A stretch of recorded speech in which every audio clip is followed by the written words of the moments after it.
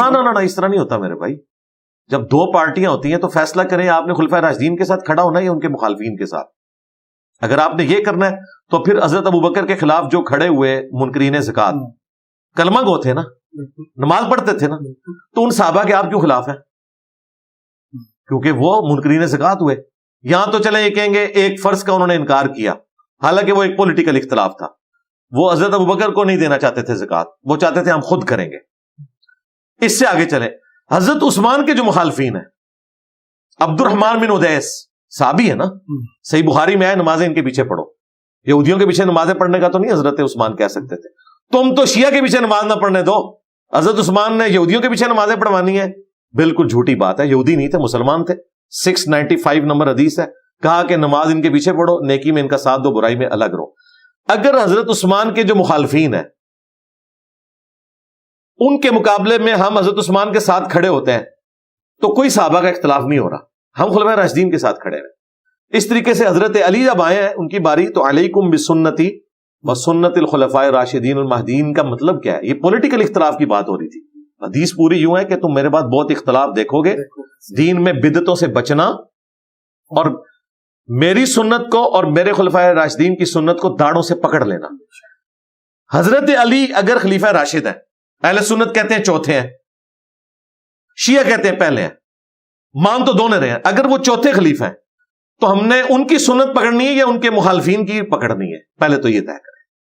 اب مخالفین میں بندے تین ہیں, حضرت معاویہ رضی اللہ تعالیٰ عنہ, مغیرہ ابن شعبہ رضی اللہ تعالیٰ عنہ اور عمر بن عاص رضی اللہ تعالیٰ عنہ.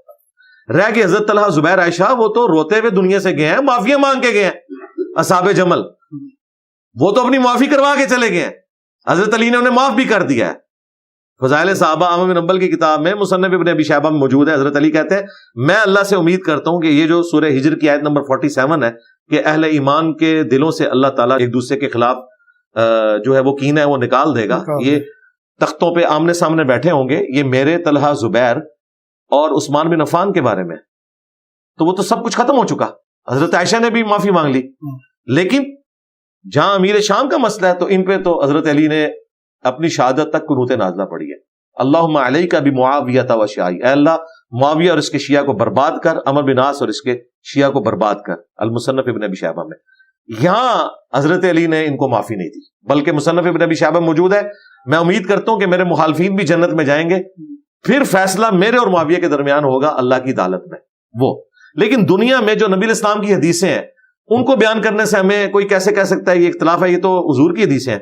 اگر کوئی کہتا ہے میں نے بخاری سے صرف رفع الیدین کی حدیث لینی ہے, باقی میں نے اپنی جو مرضی کے خلاف حدیثیں وہ نہیں لینی ہے, تو وہ تو ابھی تک مومن ہی نہیں ہوا. یہ حضور کی حدیث تھی نا, عمار کو ایک باغی جماعت قتل کرے گی, صحیح بخاری 2812. عمار انہیں اللہ اور جنت کی طرف بلائیں گے, وہ جماعت جہنم کی طرف بلائے گی. یہ میرے تو نہیں کوئی واقعہ گھڑا, یہ نبی اسلام کی مسند احمد میں حدیث ہے کہ میری بیوی کا کیا حال ہوگا جب ہو کے کتے اس میں بھونکیں گے. اما عائشہ کی عزت کا خیال رسول اللہ کو زیادہ تھا یا ناسبیوں کو زیادہ ہے؟ نبی الاسلام امت کے ہاتھ میں کیوں دے کے چلے گئے چیز؟ اس لیے کہ حضور علیہ السلام وما ہوا علی الغیب بضنین, نبی غیب کی خبر دینے میں کنجوس نہیں ہے. نبی نے اپنے بارے میں بھی کلیریفائی کیا. جب شہد پینے کا مسئلہ ہوا اللہ نے قرآن میں آیت نازل کر دی, حضور نے یہ آیت بھی نہیں چھپائی, حالانکہ نبی الاسلام کے اوپر اللہ تعالیٰ نے گرفت فرمائی تھی. عبس وتولی نازل ہوئی, حضور نے یہ بھی نہیں چھپائی.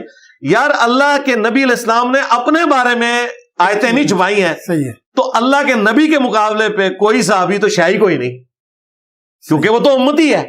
اگر اللہ کے نبی اپنے بارے میں کوئی بات نہیں چھپا رہے, قل انی اخاف ان عصیت ربی عذاب یوم عظیم, اے نبی تم فرماؤ مجھے اس بات کا خوف ہے کہ اگر میں نے بھی اپنے رب کی نافرمانی کی تو بڑے دن کا عذاب مجھے بھی آ پکڑے گا. تو نبی الاسلام نے یہ آیت بھی نہیں چھپائی. تو بھائی اس طریقے سے نبی الاسلام کو جو غیبی خبریں ملی تھی وہ آپ نے امت تک پہنچائیں. یہ دلائل النبوہ ہیں.